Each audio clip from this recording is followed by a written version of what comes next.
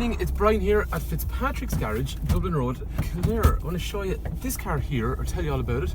This is a 2016 1.6 diesel Si DTEC Civic in polished metal, lovely colour, you'll see it in a minute. If there's any information you want on the car, 086 843 1945, call, text, WhatsApp, whatever suits, and I'll be happy to go through everything with you. Now we are Fitzpatrick's Garage, which is a family-run business in operation for almost 70 years, and we do brands like Honda, Hyundai, Mercedes. So if you're buying a car like this, you know there's going to be good after-sales service. Anyway, this car is savage. This is polished metal. And the reason I'm kind of saying it like that is most of these SIs, they came in a white, a blue, a red, or polished metal. I like the polished metal because it's a little bit more seldom. The blue is quite popular in it, the red is quite popular, and the white is very, very popular. Because the grey is a little bit more, how would you say, conservative. You don't see as many of them around because a lot of the people that bought the SIs, they wanted the kind of loud standout colours.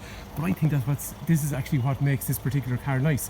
It's probably for somebody that's kind of saying, do you know what, I don't want to stand out from the crowd as much, but I do want people to look at my car in the way and say, yes, that is a little bit different than a normal Civic. I think it is so cool looking. This car is one owner from brand new, and it's got full dealer service history with the garage. So in this video, what we're going to do is have a look around the car, and we're also going to have a bit of a drive in the car. And then in terms of trade-ins and financing and stuff like that, just give me a shout. I get to talk to you about that direct. 086 843 1945. So the first thing at the front of the car is there is real nice daytime running lights on these Civics, because this was the later 2015-2016 shape. So we've got the nice daytime runners that came all the way down through there.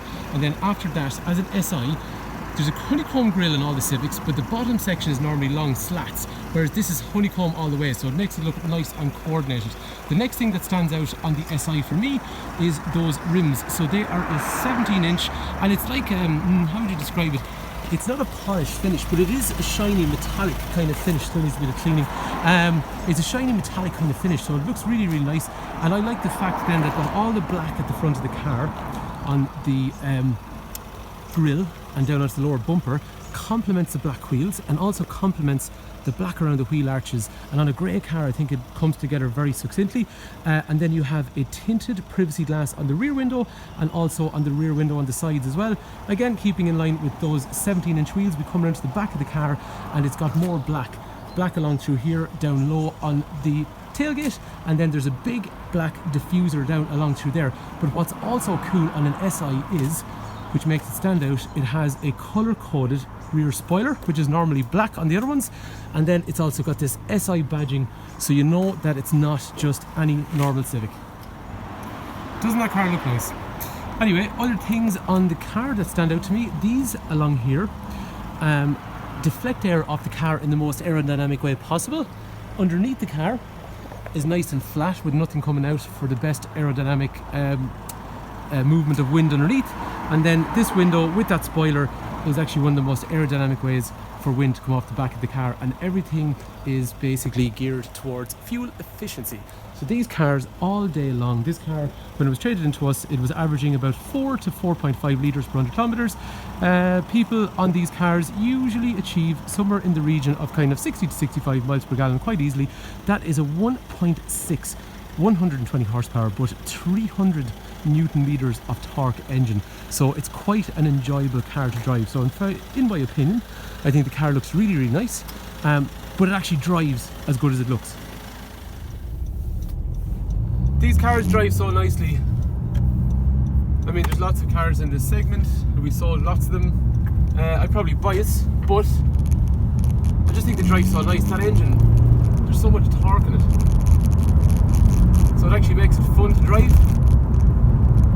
If you drive, let's say, various cars like Focuses and Golfs and stuff like that, a lot of them have 1.6 diesel engines. They're all around kind of 100-ish, 110 horsepower, that kind of stuff. This one's 120, but it's got 300 Newton meters of torque. So when you put your foot down, there's really good get up and go on it. So in terms of acceleration, let's see what it's like. We're pulling onto the motor here, starting from 0 into second gear, into third gear. Now we're not exceeding the red line, so the car is well within the operating parameters. Into fourth.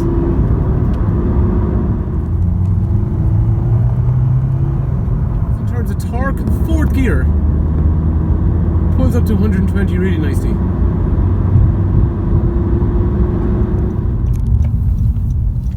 And they drive really nice too. They sit on the road lovely. But again, power, the gear change is nice where the gear knob is and stuff. That's really nice. And this particular example, it's in great condition. Mechanically, it feels lovely. So in terms of steering is nice and straight, drives up the road lovely. Gearbox feels good, clutch feels good, brakes feel lovely. And we haven't had it into the workshop yet, so we still need to get it into the workshop and get it checked over. But I'm pretty damn confident. Yeah, this one feels good. They're fun to drive, these cars, they really are. So that car looks cool and it drives really well. So let's see what's going on the inside. So first thing is the boot of the car. There's kind of two sections on the boot. They don't come standard with a spare wheel, however they do have a puncture repair kit that's just located in through here. So you get pump and paste. If you want, the previous owner had actually had a spare wheel in the car, so you actually can, if you want, put a spare wheel down there and they become interchangeable between cars. The boot is in quite nice condition and it is big overall. And then there's these two handles here to put, depending if you're left or right handed, to close it down. In terms of getting into the rear of the car, there's a hidden handle, so front handle is there, rear door handle is not exposed.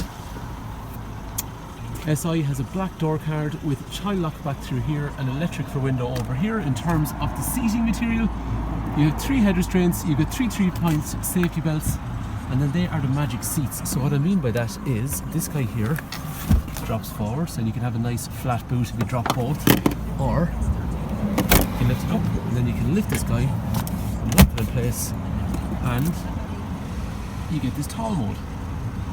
So it just makes it versatile.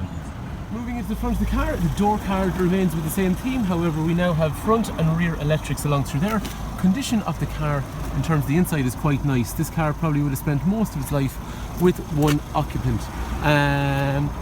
There is chrome pedals, sorry not chrome, aluminium pedals down through there, which again are quite sporty. And one thing I forgot to say actually is the roof cloth in an SI is completely black. And black roof cloths are usually associated with a more sporty interior. Along here we have height adjuster for the seat. This is to adjust the back part of the seat, and then after that, that steering wheel, as we saw earlier in the video when it's driving, is rake reach, so it goes in and out and as well as up and down. Down through here you have things like your parking sensors front and rear, traction control, and then just height off the lights.